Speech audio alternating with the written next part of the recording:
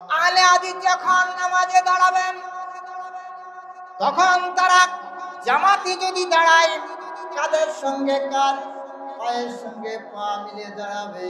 এটা হলো আহলে হাদিসদের বৈশিষ্ট্য। রাসূল সাল্লাল্লাহু আলাইহি ওয়াসাল্লাম বলেছেন, আকিমুস সুফুফাকুম ফাইন্নী আরাকুম, তোমরা কাতারগুলোকে সোজা করে নাও, আমি পিছনের দিকে দেখি।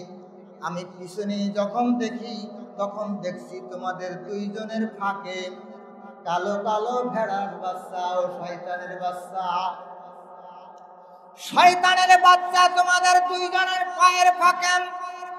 তোমরা কাঁধের সঙ্গে কাঁধ মিলিয়ে দাও, পায়ের সঙ্গে পা মিলিয়ে দাও। মান সাদ্দা ফুরজাতান ফি সাফি বানা লাহু বাইতান ফিল জান্নাহ, যে ব্যক্তি কাতারের ফাঁকা বন্ধ করবে জান্নাতে তার জন্য একখানা ঘর হবে। শুধু তাই নয়, মহান আল্লাহ রাব্বুল আলামিন রাফাউহুল্লাহু দারাজাত, তার জন্য তার মর্যাদা আল্লাহ রাব্বুল আলামিন স্বয়ং বাড়িয়ে দিবে। শুধু তাই নয়, এক মুসলমান আর এক মুসলমানের ভিতরে ভ্রাতৃত্ব তৈরি করে দিবেন, ভালোবাসা তৈরি করে দিবেন, মোহাব্বত তৈরি করে দিবেন। এই পায়ে পা লাগার কারণে, কাঁধে কাঁধ লাগানোর কারণে। আহলে হাদিস যখন নামাজে দাঁড়ায় তখন সে হাত বুকে বাঁধে। রাসূল সাল্লাল্লাহু আলাইহি ওয়াসাল্লাম তার একজন প্রিয় সাহাবী ওয়াইল ইবনে হুজর রাদিয়াল্লাহু থেকে বর্ণিত, তিনি বলেন, সাল্লাইতা মান নবী সাল্লাল্লাহু আলাইহি ওয়াসাল্লাম ফাওয়াদাল ইয়াদাহুল ইমনা আলা ইয়াদিহিল ইসরা আলা সাদরিহি। ওয়াইল ইবনে হুজর রাদিয়াল্লাহু থেকে বর্ণিত, তিনি বলেন, আমি রাসূলের সঙ্গে বহুবার সালাত আদায় করেছি। আমি স্বচক্ষে দেখেছি তিনি তার ডান হস্তের সঙ্গে বাম হস্ত সংযোগ করে সিনার উপর রেখেছেন। আহলে হাদিসরা যখন তারা সালাতে দাঁড়ায় তখন বুকের উপরে হাত বাঁধে। এইবারে যখন রুকুতে যায়, ইজা কামা ফিস সালাতি রাফা ইয়াদাইহি হাত্তা ইয়াকুনা হাযুয়া মানকিবাইহি ওয়া কানা ইয়াফআলু যালিকা হিনা ইয়াকবিরু ওয়া ইয়াকুলু সামি আল্লাহু লিমান হামিদা ওয়া লা ইয়াফআলু যালিকা ফিস সুজুদ। যখন আহলে হাদিসরা নামাজে দাঁড়ায় তখন রফু ইয়াদাইন করেন। ইমাম বুখারী রাহমাতুল্লাহ আলাইহি এই রফু ইয়াদাইনের উপরে একটা কিতাবে লিখেছেন। সম্মানিত উপস্থিতি,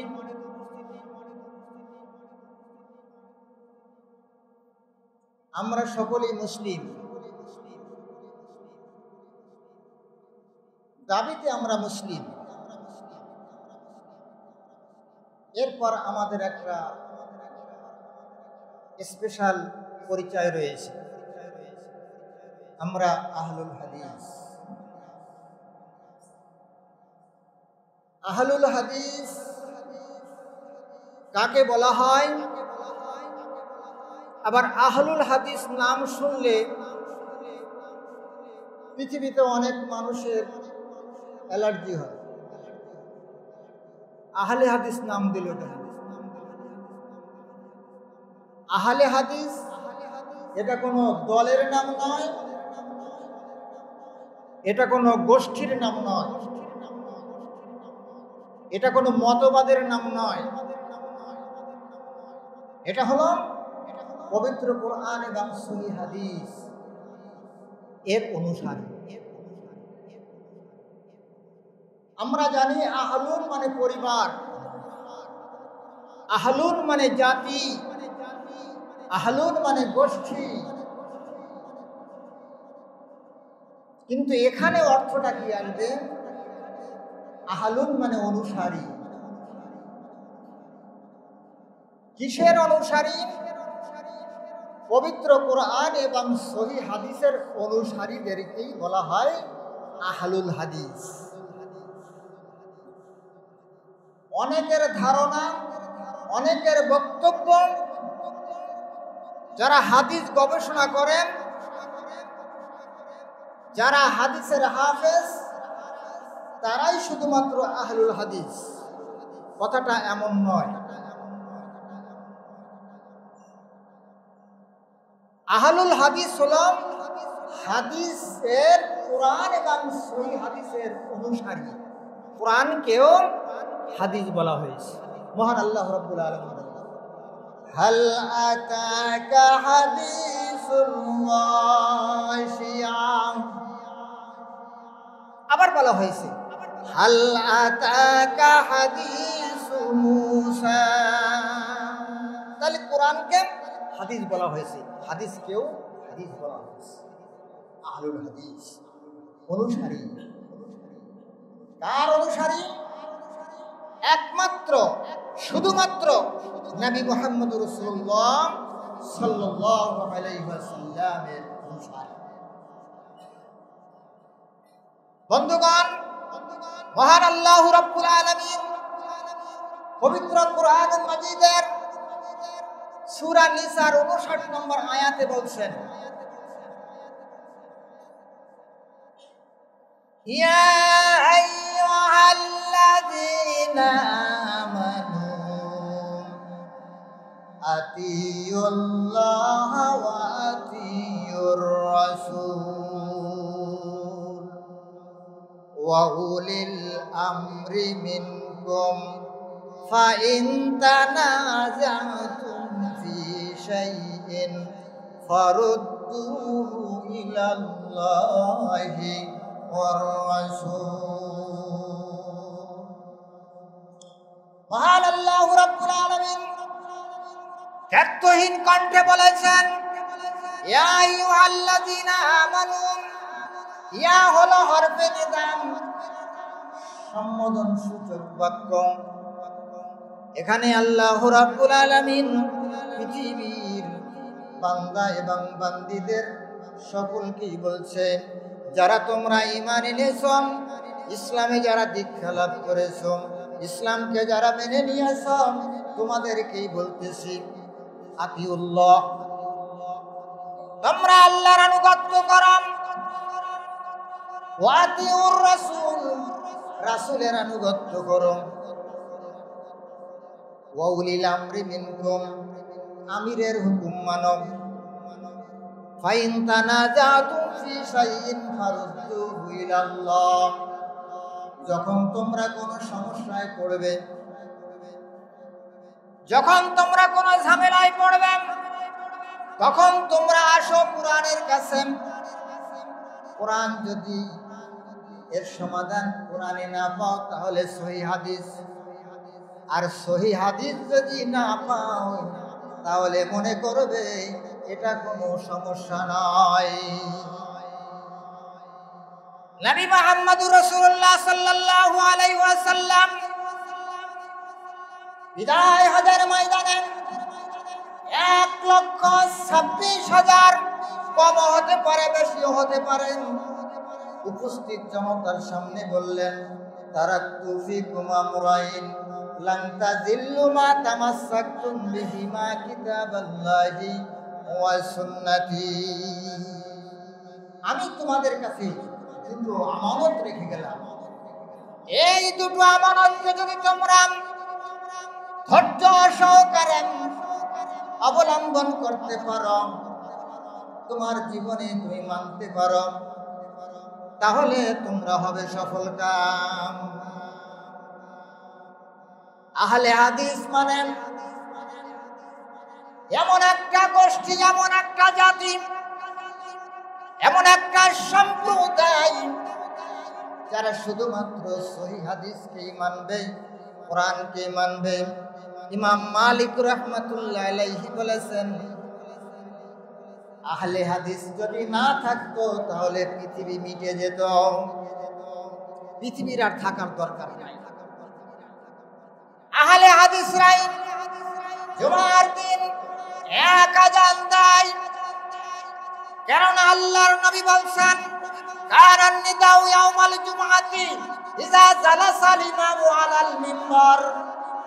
রাসূল সাল্লাল্লাহু আলাইহি ওয়াসাল্লাম মিম্বারে যখন উঠতেন তখন আযান হতো, এর আগেও নাই, এর পরেও নাই, এবং আজানটা হবে ইমাম সাহেব যেখানে বলবে তার বরাবর একেবারে দরজা বরাবর দাঁড়িয়ে আজানটা দিবে। এটা শুধুমাত্র আহলে হাদিসরাই ফলো করেন। পৃথিবীর অসংখ্য মুসলমান রয়েছেন রাসূলের এই হাদিসটা মানতে চায় না। কেন মানতে চায় না? তারা বলতে চায় যে উসমান রাসূলের প্রিয় জামাতা, যখন রুকায়া মারা যায়, যেহেতু রুকায়া ছিল উসমানের স্ত্রী, আর এই উসমানের স্ত্রী ছিলেন আমাদের নবী বিশ্ব নবী মুহাম্মদ রাসূলুল্লাহ সাল্লাল্লাহু আলাইহি ওয়াসাল্লামের কলিজার টুকরা নয়নের পুতুলি রুকাইয়া। রুকাইয়া যখন মারা যায় তখন আল্লাহ রাসূল সাল্লাল্লাহু আলাইহি ওয়াসাল্লাম উম্মে কুলসুমকে দেওয়া হয়েছিল। এই এখানে আসেন, এখানে একটা ফতোয়া দিয়ে যাচ্ছে। উম্মে কুলসুম এটা কারা বলছেন? এরা শিয়ারা বলছে, শিয়াদের থেকে এটা আসছে। কেননা রাসূলের স্ত্রীরা হলো আমাদের জননী, আমাদের আম্মা। কুলসুম যখন মারা যায় তখন আল্লাহ রাসূল সাল্লাল্লাহু আলাইহি ওয়াসাল্লাম বললেন, আফসোস, আমার যদি আর একটা কন্যা সন্তান হতো তাহলে আমি এই উসমানের সঙ্গে বিয়ে দিতাম। তাহলে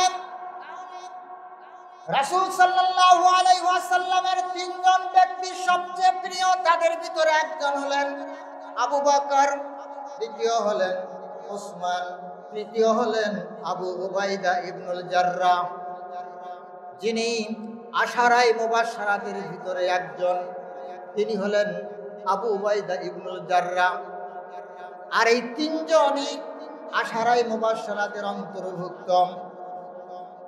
তাদের ভিতরে উসমান এত রাসূলের প্রিয়, সেই উসমান চালু করেছে দুই আজান। আমরা আমাদের দিতে সমস্যাটা কি? সমস্যা নয়, উসমান রাদিয়াল্লাহু তাআলা আনহু প্রয়োজনের খাতিরে দিয়েছে। এটা আমাদের জন্য জরুরি নয়, এটা প্রয়োজনের খাতিরে দিয়েছেন। এখন আমাদের প্রয়োজন নাই, একটা আজান দিলেই এনাফ হয়। তাহলে আহলে হাদিসরাম একটা আজান দেয়, কেননা রাসূল সাল্লাল্লাহু আলাইহি ওয়াসাল্লাম এক আজান দেওয়ার জন্য অনুমতি দিয়েছেন। বন্ধুগণ, আহলে হাদিস মানে আমরা নবী মুহাম্মদুর রাসূলুল্লাহ সাল্লাল্লাহু আলাইহি ওয়াসাল্লামের রেখে যাওয়া যে বিধান, এই বিধানকে আমরা ফলো করি। রাসূল সাল্লাল্লাহু আলাইহি ওয়াসাল্লাম বলেছেন, মান আতানি দাখালাল জান্নাহ, যে আমার আনুগত্য করবে সে জান্নাতে যাবে। ওমান আসানি ফাকাত আবা, যে আমাকে অস্বীকার করবে সে জাহান্নামে যাবে। তাহলে রাসূলকে মানলে জান্নাত, রাসূলকে অস্বীকার করলে জাহান্নাম। এদেশের অসংখ্য আলেমেরা বলতে চাই আহলে হাদিস মানে ফিতনাবাজ। আমরা তো আমাদের বাপ দাদার থেকে নিয়ে আসি নাই। রাসূল সাল্লাল্লাহু আলাইহি ওয়াসাল্লাম আমাদেরকে যা দিয়েছেন সেটাই আমরা নিচ্ছি।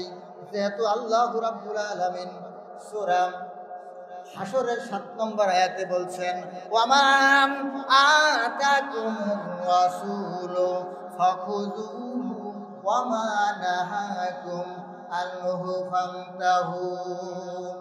আমার নবী তোমাদেরকে যা দিয়েছেন সেটা তোমরা নাও, আর যা নিষেধ করেছেন সেটাকে তোমরা বাদ দাও। তাহলে এই কথাটা কার? এটা কথাটা হলো আল্লাহর।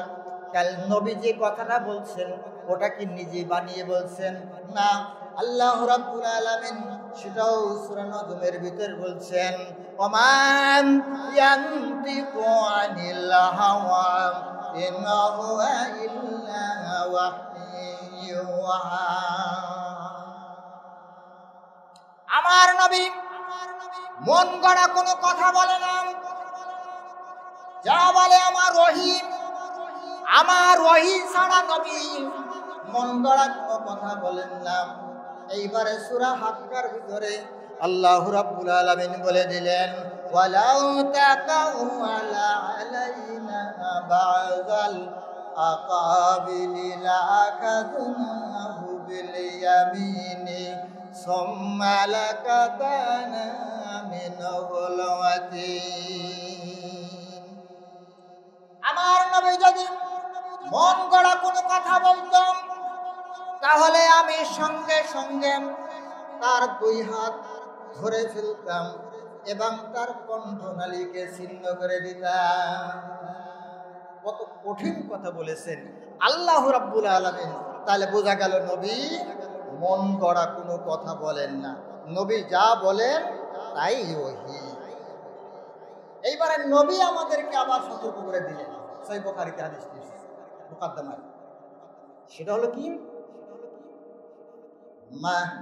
মান কাযিবা আলাইয়া মুতাআম্মিদান ফালইয়াতাবাওয়াউ মাকআদাহু মিনান নার। যে ব্যক্তি আমার নামে কোন হাদিস বললেন, যে হাদিস আমার নয়, তার থাকার জায়গা জাহান্নাম। পৃথিবীর দ্বিতীয় মহাপাপ পিতামাতার অবাধ্য হওয়া। যদি কোনো সন্তান পিতামাতার অবাধ্য হয়, আল্লাহ রাসূল এই কথা বলেন নাই যে সে সরাসরি জাহান্নামে যাবে। যেতে পারে কিন্তু সরাসরি যাবে এ কথা নবী বলেন নাই।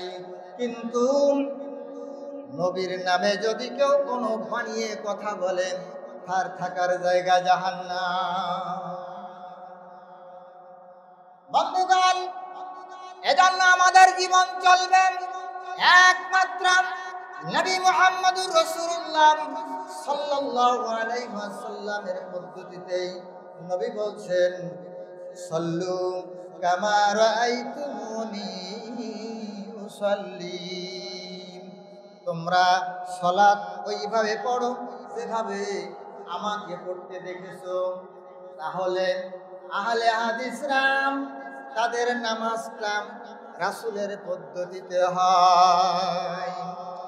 আহলে হাদিস যখন নামাজে দাঁড়াবেন, তখন তারা জামাতি যদি দাঁড়ায়, কাদের সঙ্গে কাঁধ, পায়ের সঙ্গে পা মিলিয়ে দাঁড়াবে। এটা হলো আহলে হাদিসদের বৈশিষ্ট্য। রাসূল সাল্লাল্লাহু আলাইহি ওয়াসাল্লাম বলেছেন, আকিমুস সুফুফাকুম ফাইন্নী আরাকুম। তোমরা কাতারগুলোকে সোজা করে নাও, আমি পিছনের দিকে দেখি। আমি পিছনে যখন দেখি, তখন দেখছি তোমাদের দুইজনের ফাঁকে কালো কালো ভেড়ার বাচ্চা ও শয়তানের বাচ্চা। শয়তানের বাচ্চা তোমাদের দুইজনের পায়ের ফাঁকে।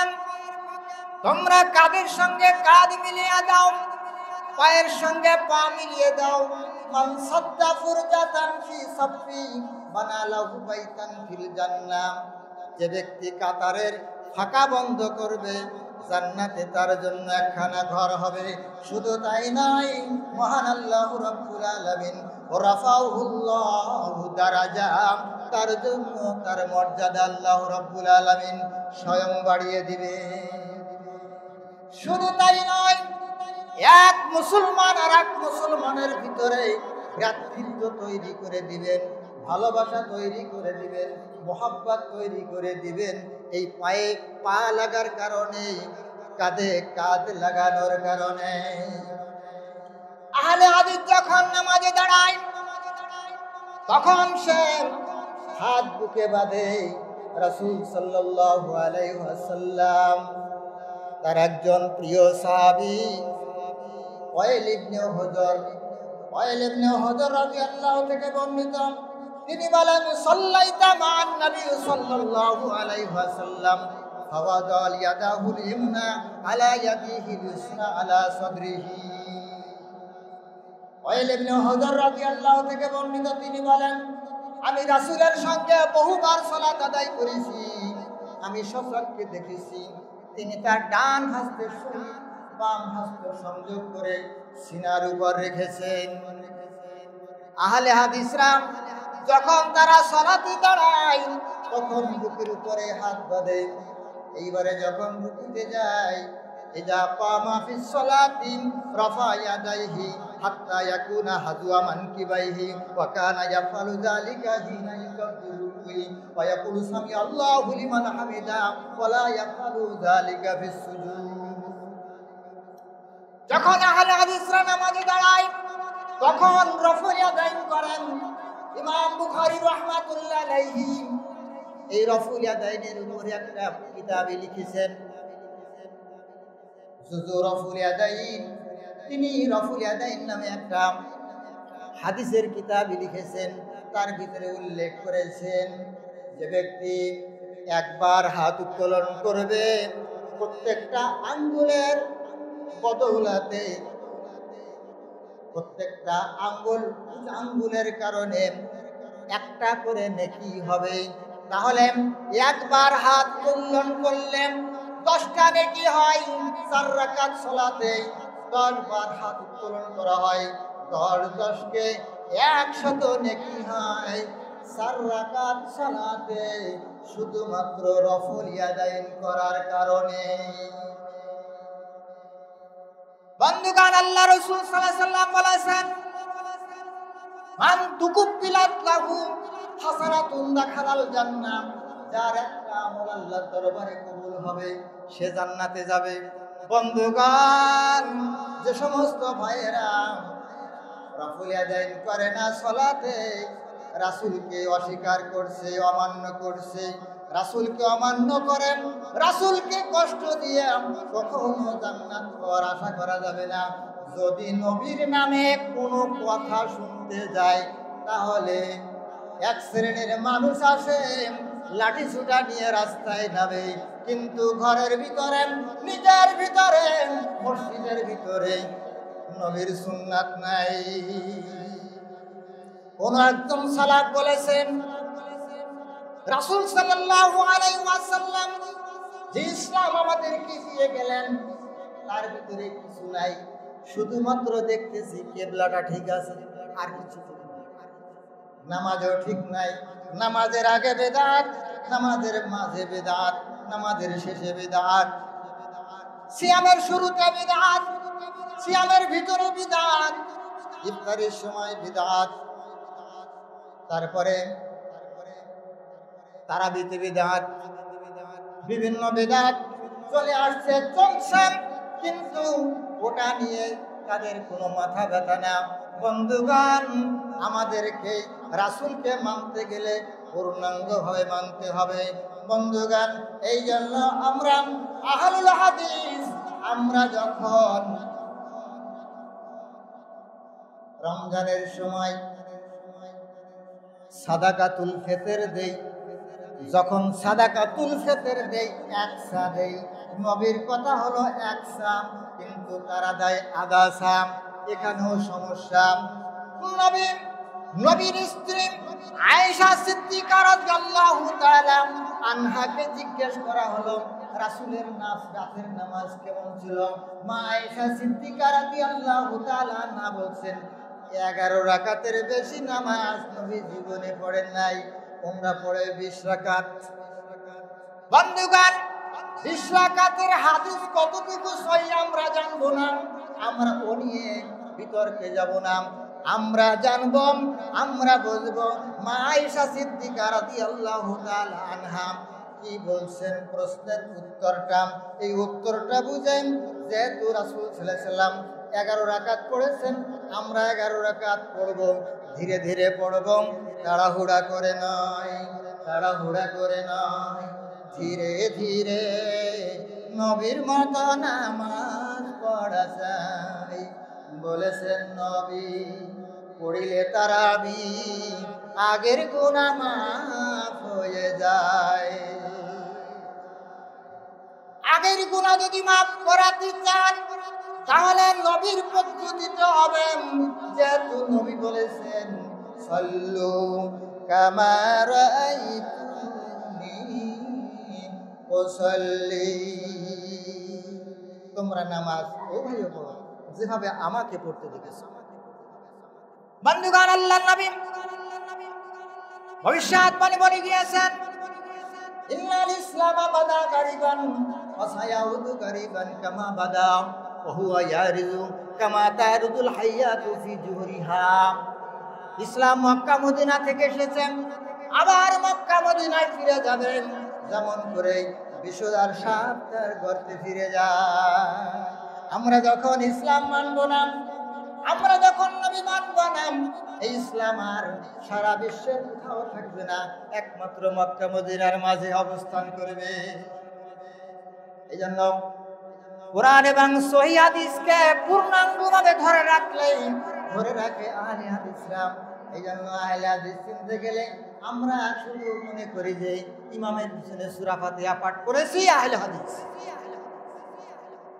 আহলে হাদিস সে কখনো ওজনে কম দিবে না, আহলে হাদিস সে কখনো খাদ্য ভেজাল দিবে না, আহলে হাদিস সে কখনো ব্যভিচারে লিপ্ত হবে না, আহলে হাদিস সে কখনো সুদ খাবে না, আহলে হাদিস সে কখনো ঘুষ খাবে না, আহলে হাদিস সে কখনো মারামারি করবে না, আহলে হাদিস সে কখনো বউ পিটাবে না।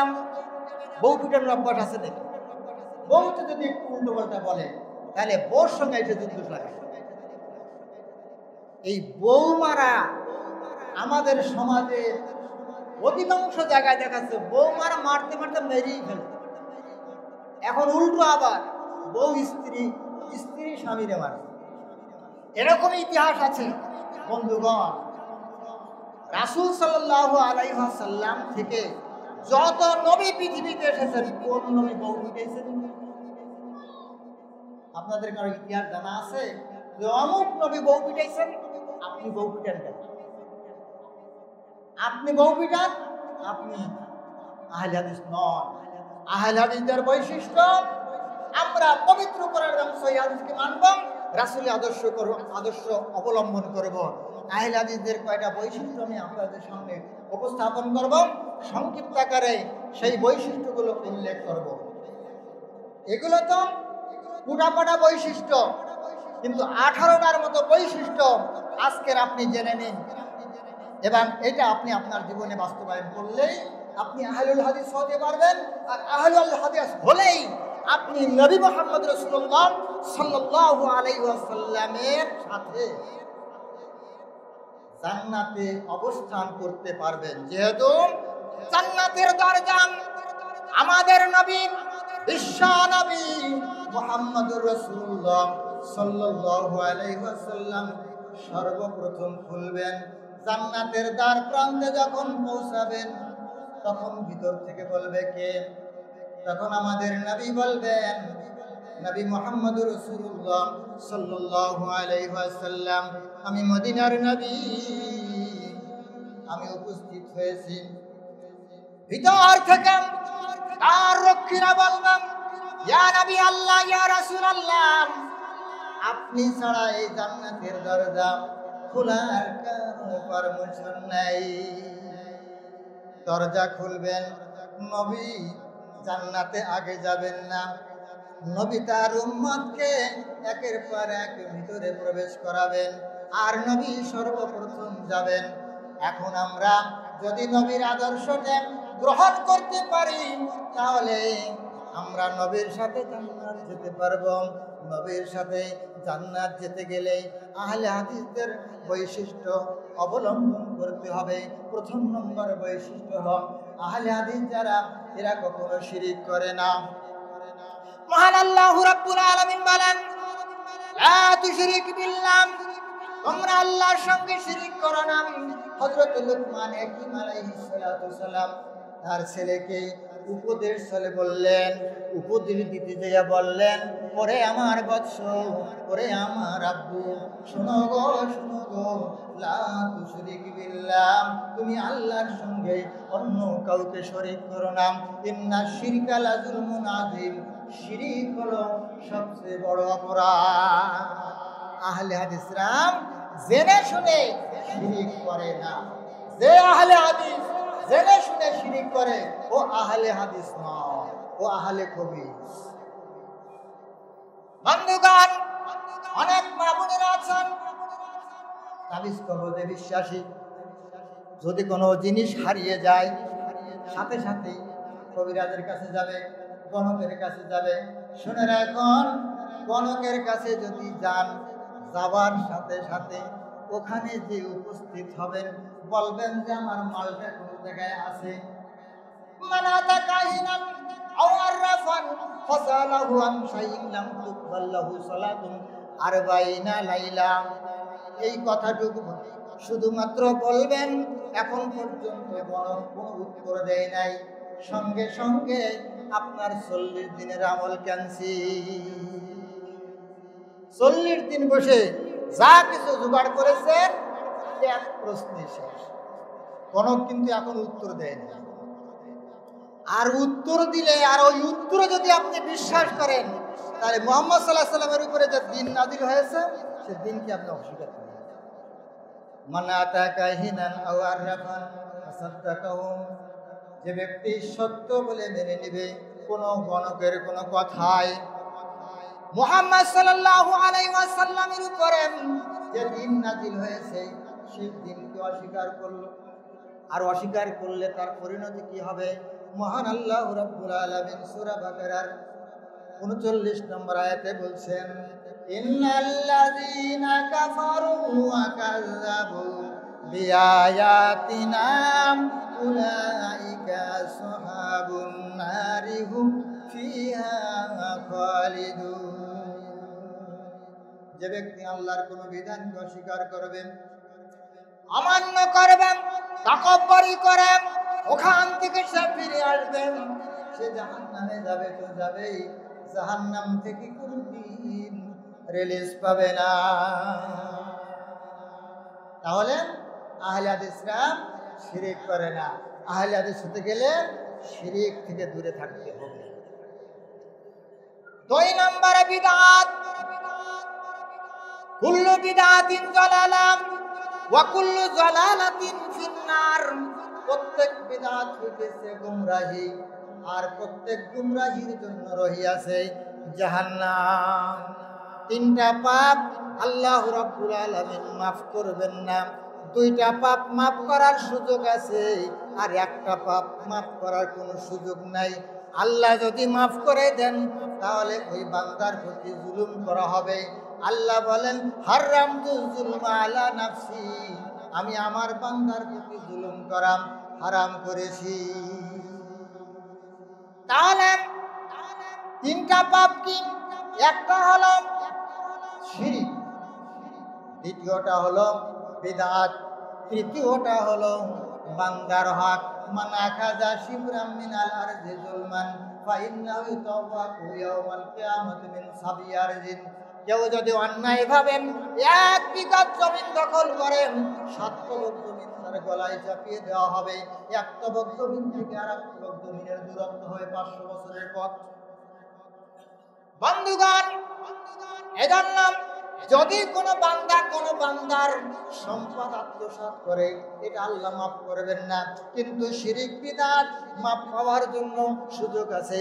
এখন যদি বলেন যে হুজুর এখন থেকে আমি আর এই শিরিকও করব না, বিদআতও করব না, যদি তওবা করি, তাহলে মহান আল্লাহ রাব্বুল আলামিন আপনাকে একটা সুযোগ দিয়ে জানিয়ে দিয়েছেন, মান তাবা ওয়া আমানা ওয়া আমিলা আমালান সালিহান ফাউলাইকা ইউবাদদিলুল্লাহু সাইয়্যাতিহিম হাসানাত ওয়া কানা আল্লাহু গফুরার রহিমা।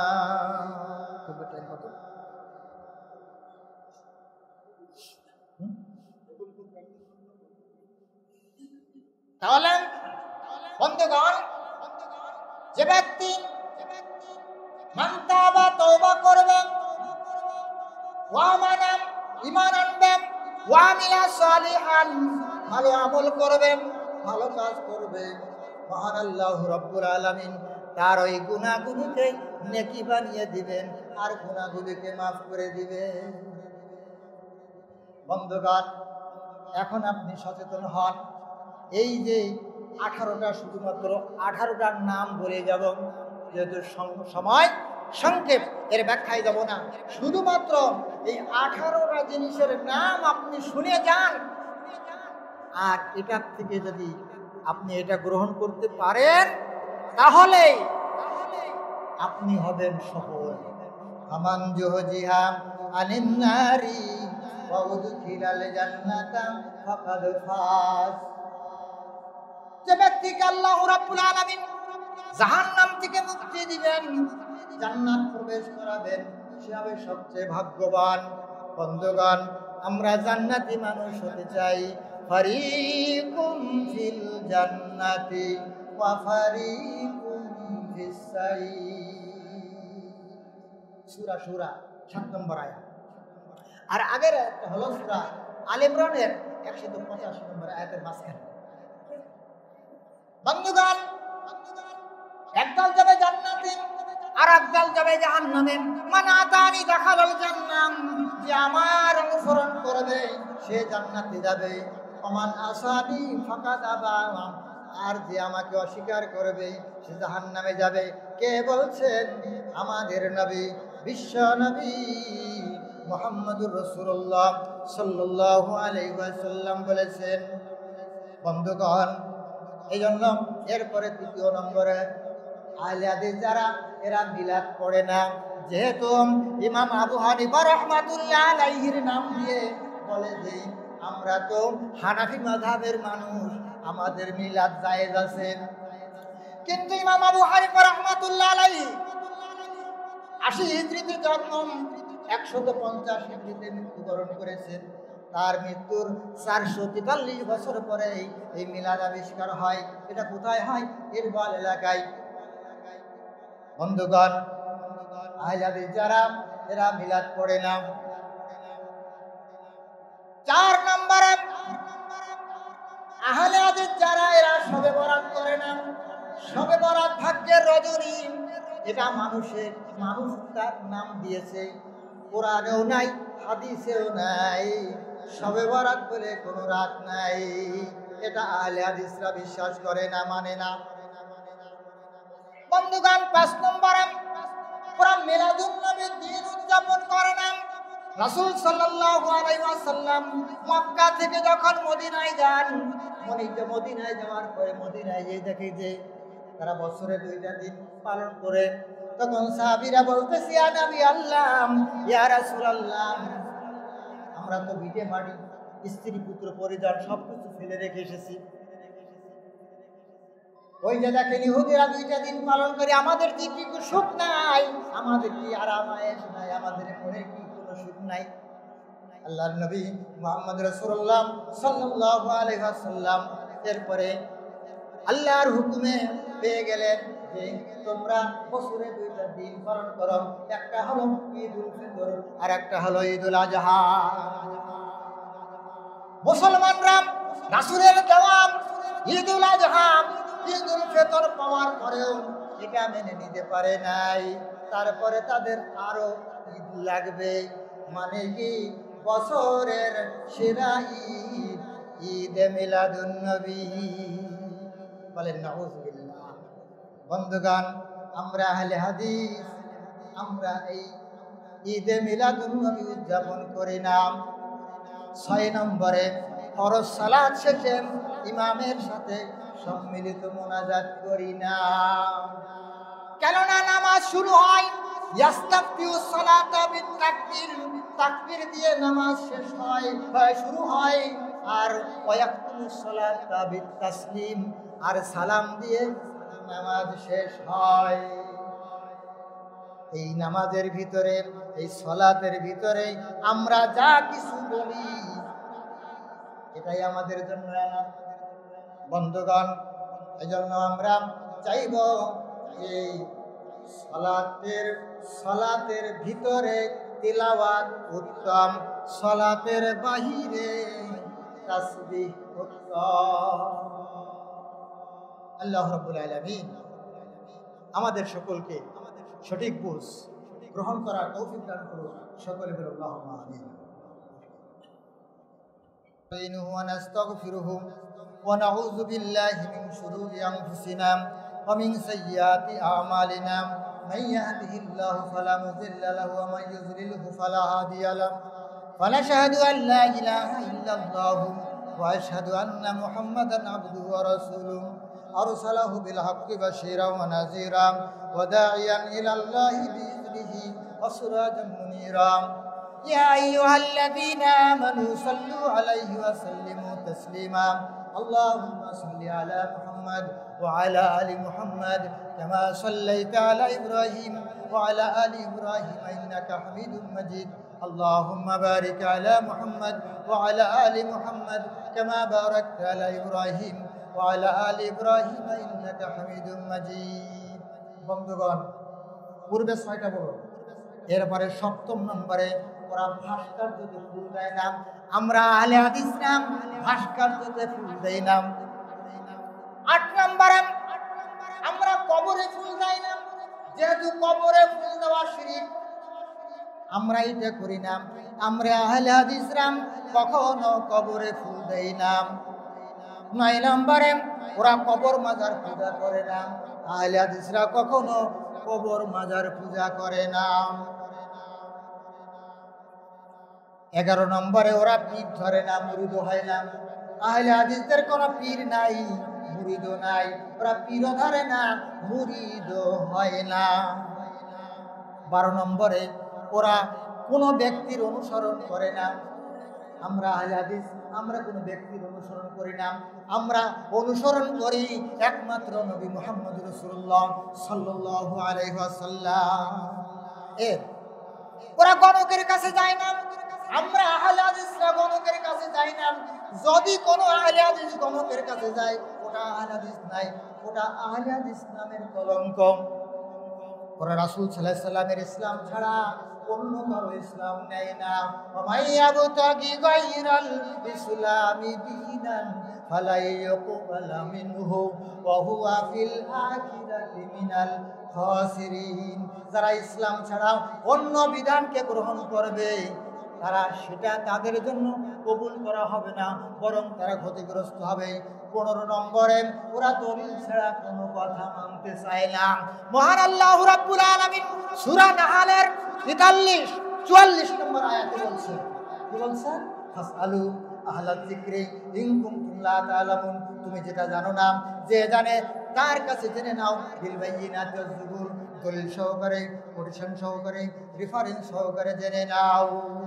তাহলে আহলে হাদিসরা দলিল ছাড়া কোনো কথা মানবেও না শুনবেও না উল্টো পাল্টা যদি এখানে দাঁড়ায় বলি সঙ্গে সঙ্গে উদ্বাদ থেকে নামার সাথে সাথে ধরে ফেলবে হুজুর এটা পেলেন বন্ধুগণ 16 নম্বরে ওরা জাহেলের মতন কথা বলে না আহলে হাদিসরা জাহেলের মতন কথা বলে না এর ব্যাখ্যা অনেক দিতে যাব না 17 নম্বরে ওরা পরের জন্য কুরআন খতম করে না পারলে নিজে পড়ে কিন্তু বাড়ি বাড়ি যাইয়া কুরআন খতমের কোনো ব্যবস্থা করেও না করায়ও না ওরা মৃত্যু ব্যক্তির জন্য 3 দিন 14 দিন 21 দিন 40 মৃত্যুবার্ষিকীর অনুষ্ঠান করে না কিন্তু আহলে হাদিসরা একটা জিনিস করে আপনার এখানে আছে কিনা জানি না মানুষ মরে যাওয়ার পরে খিচুড়ি খাওয়ানো হয় কারণ ওই যারা জানাজা পড়তে আসবে ওদেরকে খিচুড়ি খাওয়ানো হবে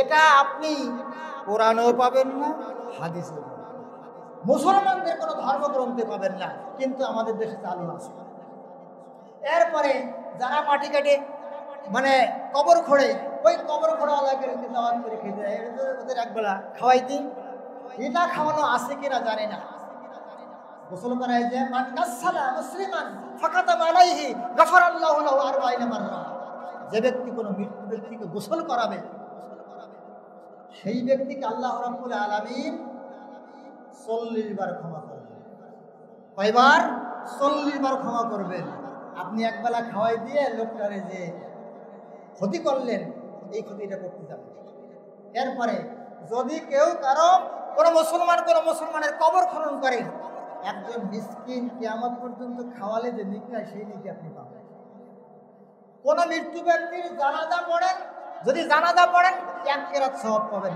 1 উহুদ পাহাড় পরিমাণ সওয়াব কিন্তু আপনি একবেলা খাওয়াই দিয়ে খিচুড়ি খাওয়াই দিয়ে বিয়ে করে দিলেন তারাও বলতে যাই আমি যাই অন্তত পক্ষে জানাজা পড়ি আর না পড়ি 1 প্লেট খিচুড়ি তো পাবো 1 প্লেট খিচুড়ির কারণে আজকের মানুষ তার ইসলামকে ধ্বংস করে দিচ্ছে মানুষ তার আমলকে ধ্বংস করে দিচ্ছে সমাজের এই সমস্ত রসম রিওয়াজ থেকে আমাদের পরহেজ থাকার নাম হলো আহলুল হাদিস আল্লাহ রাব্বুল আলামিন আমাদের সকলকে সঠিক বুঝ গ্রহণ করার তৌফিক দান করুন। সকলে বলি আল্লাহ